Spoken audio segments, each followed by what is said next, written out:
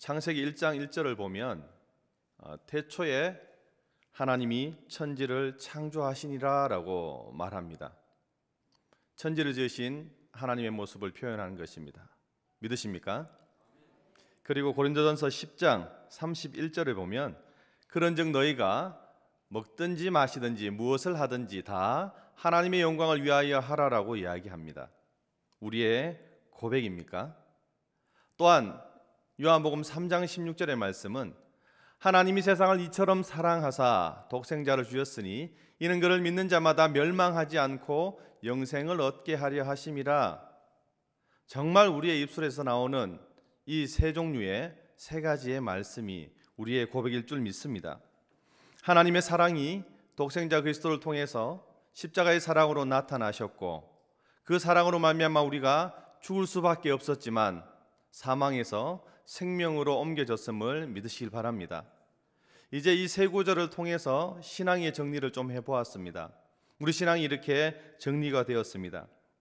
그래서 하나님 앞으로 나오는 것이 이제는 부끄럽지도 않고요, 언제나 무슨 일이 있을 때마다 하나님 앞으로 나와서 아뢰이며 우리는 회복을 얻기 위해 늘 애써야 한다는 것입니다.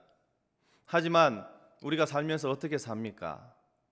내가 원하는 대로 살고 싶죠. 이것은 젊은 사람이나 나이 든 사람이라 동일한 메시지입니다.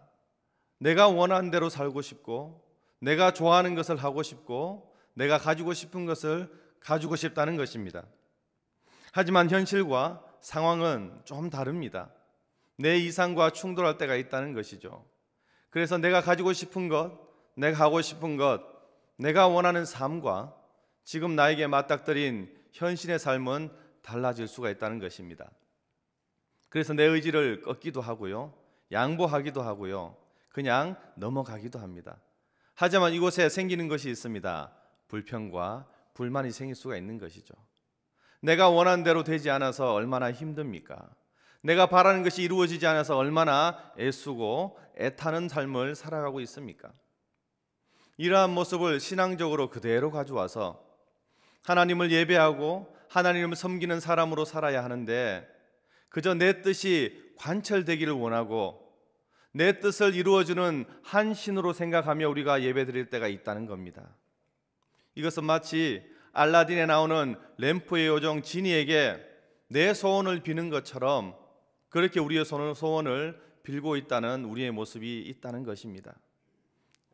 여러분, 하나님께 예배하는 것은, 기도하고 찬송하는 것은, 그리고 간구하는 것은 내 뜻을 하나님께 관철시키려고 하는 것이 아니라 나를 온전히 드러내고 하나님의 뜻을 구하려고 예배 드리는 것일 줄 믿습니다. 이것이 바뀌면 혼돈이 오게 되는 것입니다. 그래서 성경에 뭐라고 이야기합니까? 수고하고 무거운 짐진 자들아 다 내게로 오라, 내가 너희를 쉬게 하리라. 하지만 여기서 끝나면 안 된다는 것입니다. 더 나아가서 마태복음 11장 29절과 30절의 말씀처럼 나는 마음이 온유하고 겸손하니 나의 멍에를 메고 내게 배우라. 그리하면 너희 마음이 쉼을 얻으리니 이는 내 멍에는 쉽고 내 짐은 가벼움이라 하시니라. 어떠한 말씀입니까? 수고하고 무거운 짐진 자들아 다 내게로 오라고 하셨으니 그 말씀에 순종하여서 왔습니다. 내려놓았습니다.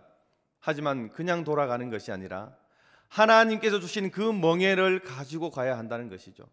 그리고 뭐라고 이야기합니까? 내게 배우라라고 말씀하지 않습니까? 하나님의 뜻을 가지고 가는 것입니다. 여러분, 내 짐을 내려놓았다면 분명히 빈 공간이 있습니다. 이 빈 공간에 그냥 돌아가 버리면 다른 것이 또 차이게 된다는 것이죠. 하지만 하나님께서 그 빈 공간에 내 멍에 하나님의 뜻, 하나님께 배운 그 메시지를 가지고 간다면 우리는 하루를 살아갈 수 있다라고 말하는 것입니다. 이것이 바로 신앙생활이라는 것입니다. 우리가 왜 가끔 실패를 합니까? 이 신앙과 생활을 분리하기 때문에 그렇습니다. 여러분, 신앙과 생활은 하나일 줄 믿습니다. 이것에 실패한 사람이 바로 창세기 4장에 나오는 가인입니다.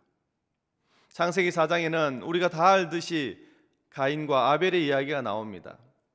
두 형제는 시간이 되어서 자신들이 정성껏 지었던, 정성껏 만들었던, 정성껏 가꾸었던 재물을 가지고 하나님 앞에 예배를 드립니다. 동일하게 최고의 것을 드렸죠. 하지만 그 결과는 어떻게 되었습니까? 동생 아벨 것은 받았지만 형 가인 것은 받지 않으셨습니다. 그로 인하여서 형이 아우를 죽이는 그런 사건이 벌어지고 말았습니다. 어떻게 보면 가인은 평생 죽을 때까지 내 제사가, 내 제물이, 내 예배가 왜 하나님께 드려지지 못하였는가, 그 이유를 알 수가 없었을 것입니다. 그 이유는 다름 아닌 신앙과 생활을 분리했기 때문에 그렇습니다. 창세기 4장 4절과 5절에서는 이렇게 이야기합니다. 아벨과 그의 제물은 받으셨으나 가인과 그의 제물은 받지 아니하신지라. 아벨을 받았고 가인을 받지 않았다는 말을 알지 못했습니다. 단순히 제물의 문제로만 알았다는 것입니다.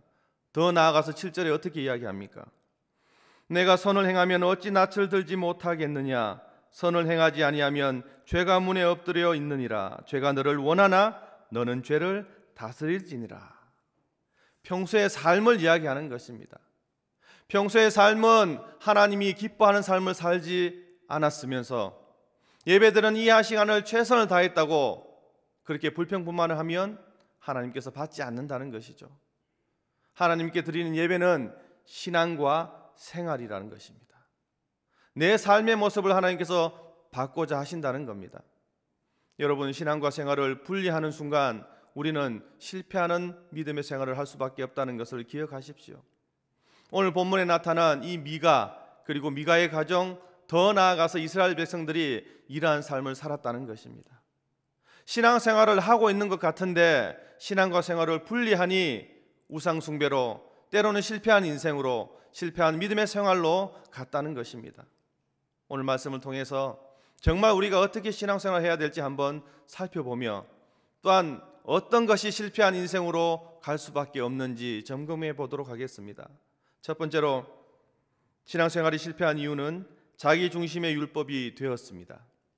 2절입니다.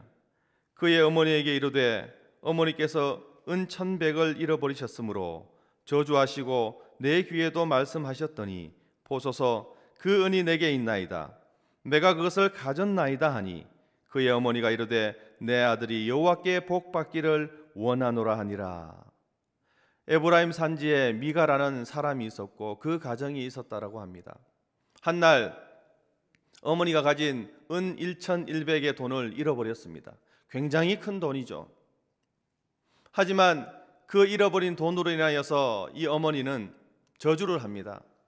이거는 마치 내가 돈을 잃어버렸다고 하면 어떻게 저주를 하겠습니까? 물론 그 대상을 알지 못하기 때문에 막연한 대상에게 푸념하듯이 할 수 있을 것입니다. 날벼락을 맞아라. 때로는 내 돈 가지고 잘 되는가 보자. 뭐 이런 말을 하지 않겠습니까? 동일한 어조로 이 어머니가, 미가의 어머니가 이야기하고 있는 것입니다. 이해가 되는 상황이죠. 우리 모두가 이렇게 사는 것입니다. 그런데 재미있는 사건은요, 돈을 누가 가지고 갔습니까? 아들 미가가 가지고 갔습니다. 그리고 아들이 이렇게 내어놓습니다. 어머니 여기 있습니다. 제가 가져갔습니다. 그런데 방금 읽었던 본문 가운데 독특한 내용이 나옵니다. 분명히 우리가 보기에는 어머니가 책망을 해야 하는데 내 아들이 여호와께 복받기를 원합니다 라는 표현을 합니다. 조금 이상하지 않습니까? 왜 이런 말을 하고 있습니까? 왜 돈을 훔쳐갔니? 라고 물어야 하는데 금방 말을 바꾸어서 내 아들이 여호와께 복받기를 원합니다 라고 말을 바꾸고 있습니다. 아들이 순순히 돈을 가지고 와서 착해서 그랬을까요? 아닙니다. 대상을 모르고 저주를 했던 어머니입니다. 하지만 그 대상이 아들이었습니다. 그래서 놀란 나머지 저주를 복으로 바꾸고 있죠. 이게 왜 이런 뜻을 가지냐 하면 이방인들의 율법이 그랬다라고 합니다.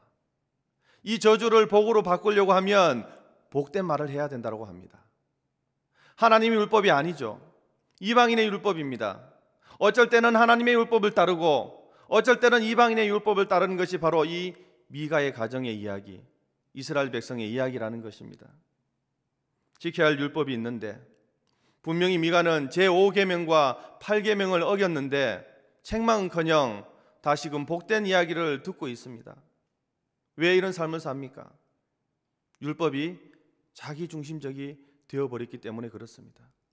내 마음대로 가져오는 것입니다. 선포된 하나님의 말씀이 있음에도 불구하고 어쩔 때는 하나님의 말씀을, 어쩔 때는 이방인의 풍습을 이렇게 따르는 모습이 바로 이스라엘 백성들의 모습이라는 것입니다. 더 나아가서 어떻게 합니까?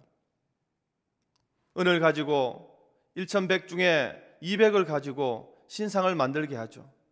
자기 집에 신당이 있었다라고 합니다. 신상을 만들었습니다. 뭐가 필요하겠습니까? 제사장이 필요합니다. 미가의 한 아들 중에 한 사람을 택해서, 그 아들을 택해서 에봇을 만들고 그 옷을 입히고 제사장으로 삼았다라고 합니다. 제사 드리는 기능을, 하나님께 예배 드리는 기능을 내 가정에 두는 경우입니다. 여러분, 이 미가의 어머니는 여호와를 어떻게 생각하고 있습니까? 섬겨야 할 대상이 아니라 그저 아들에게 복 주는 신으로 존재하고 있었다는 것입니다. 우상이죠. 이것이 우상이라는 겁니다. 여러분, 이런 행위를 두고 6절에서는 그때에는 이스라엘의 왕이 없으므로 사람마다 자기 소견에 옳은 대로 행하였더라, 이렇게 표현하는 것입니다. 이 말씀을 보고 우리는 이스라엘에 정말 전쟁을 할 왕이 없었구나, 그래서 결심력이 떨어졌구나. 여러분, 사실은 이 의미가 아닙니다. 이스라엘의 왕이 없어서 각자 자기 소견에 옳은 대로 했다라는 의미가 무엇일까요? 이스라엘이 어떤 사람입니까? 하나님의 백성은 어떤 사람입니까? 하나님이 왕이 되어서 통치를 하는 민족, 하나님께 모든 것을 물어보고 자기 삶을 규정하는 민족, 하나님의 율법이 자신의 율법이 되어서 그 중심으로 돌아가는 민족, 그래서 하나님이 왕이 되는 민족이 바로 이스라엘이라는 것입니다. 그래서 이 6절의 말씀은 단지 정치적인 것, 단지 이방 민족들이 했던 그런 조직의 모습을 가진 것이 아니라는 것입니다. 왕이 없다는 표현이 무슨 말일까요? 하나님의 말씀이 있지만 안 따른다는 의미입니다. 그래서 자기 소견대로, 자기 소견에 맞는 대로, 옳은 대로 그들이 살아가고 있음을 우리는 기억할 수밖에 없다는 것입니다. 하나님이 왕이 아니라는 것이죠. 하나님이 계셔야 할 자리에 우상이 들어섰다는 것입니다. 여러분, 하나님이 있어야 할 자리에 다른 것이 있으면 그것이 우상일 줄 믿습니다. 그래서 이 율법이 자기중심적으로 되다 보니 아무 것이나 갖다 놓는 것입니다. 방금 말씀드렸듯이 미가의 어머니가 그냥 신상을 하나 만들어서 자기 집에 갖다 놓듯이 그 중심에 하나님이 아닌 다른 것을 가져다 놓은 것, 이것이 바로 실패의 원인이라는 것입니다. 두 번째로 실패의 원인은 자기 만족의 예배가 되었습니다. 3절입니다. 미가가 은 1,100을 그의 어머니에게 도로 주매 그의 어머니가 이르되 내가 내 아들을 위하여 한 신상을 새기며 한 신상을 부어 만들기 위해 내 손에서 이 은을 여호와께 거룩하게 드리노라. 그러므로 내가 이제 이 은을 내게 도로 주리라. 자기 만족의 대표적인 모습은 형식적인 신앙이 된 것을 말합니다. 형식적인 예배가 되는 것이죠. 여러분, 예배가 뭐라고 생각하십니까? 최선의 것을 최고의 하나님께 드리는 것, 이것이 예배입니다. 예배하는 대상이 하나님이라는 것입니다.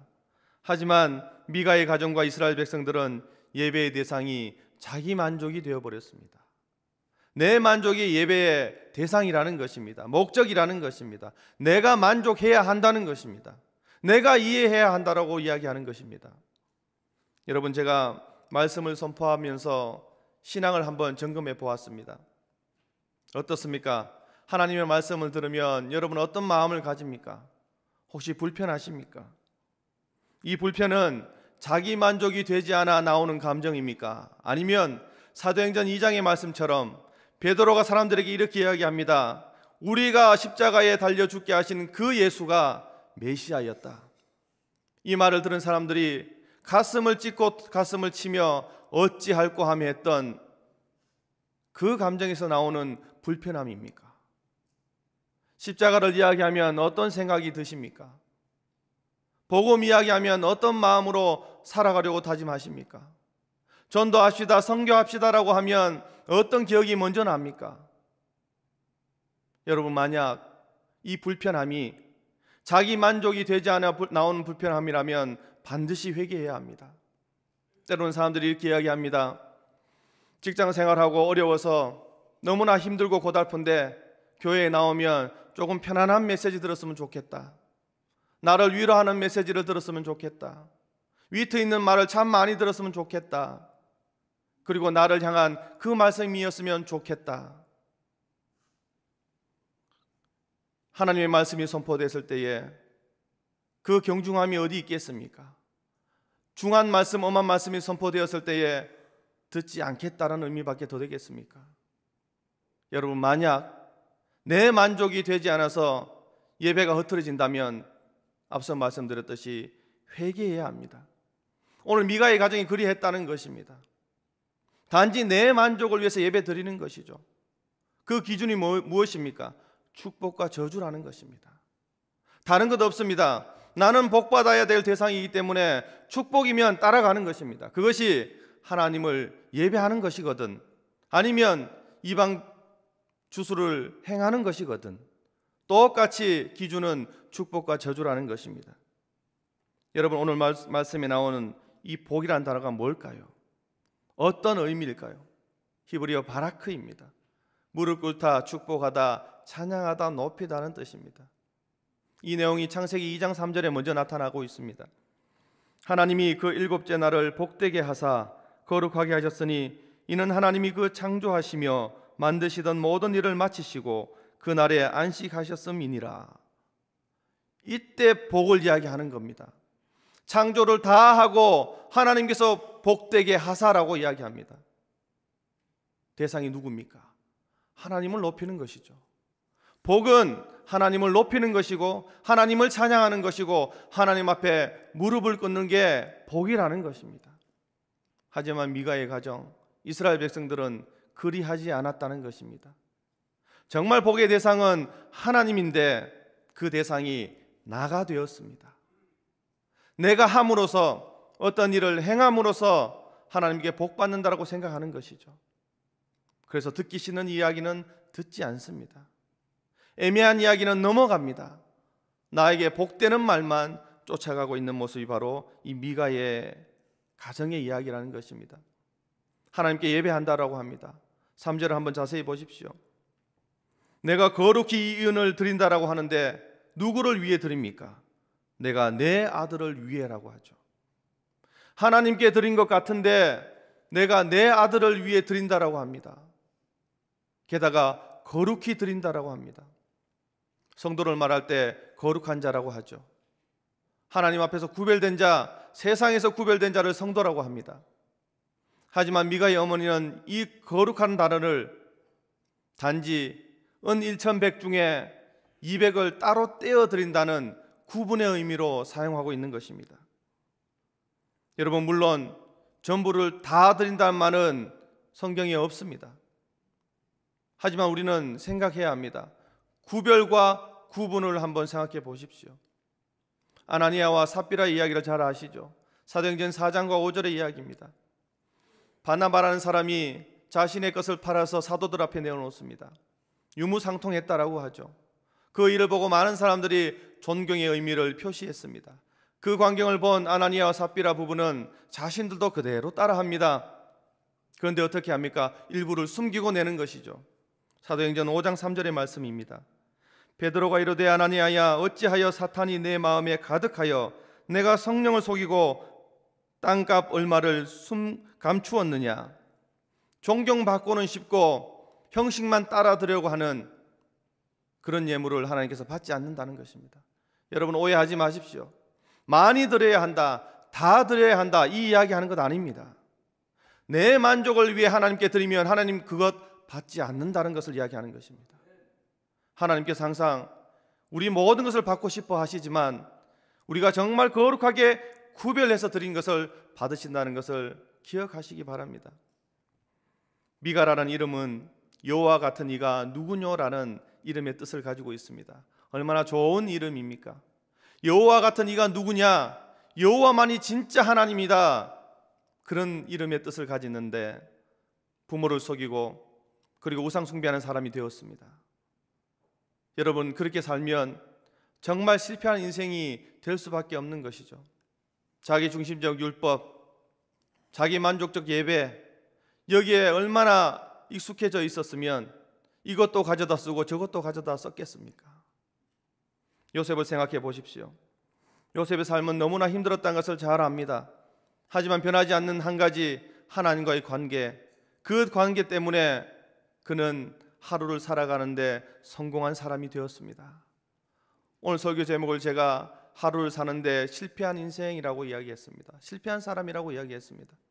반대의 삶을 살아야 하지 않겠습니까? 하루를 사는데 성공해야 한 달을 사는데 성공하고 1년을 사는데 성공하는 인생이 될 줄 믿습니다. 이 하루가 온전히 하나님 앞에서 내 소리는 줄이고 하나님 소리는 크게 듣는 여러분의 모습이 되기를 간절히 축복합니다. 그렇다면 반드시 주가 주신 능력으로 말미암아 이 하루가 능력의 하루가 될 줄 믿습니다. 기도하겠습니다. 하나님 감사합니다. 주가 주신 능력으로 말미암아 살게 하옵소서. 저희들에게 능력이 없습니다. 연약합니다. 넘어집니다. 쓰러집니다. 그럼에도 불구하고 하나님의 약속의 말씀을 믿으니 하나님 약속 말씀 안에서 살아갈 수 있도록 도와주시옵소서. 직장 생활에서 고달픈 인생 삶 가운데서 내 삶의 감정이 일어나는 것이 아니라 약속의 말씀을 쫓아가는 하나님의 백성이 될 수 있도록 도와주시옵소서. 감사드리오며 예수님 이름으로 기도하옵나이다. 아멘.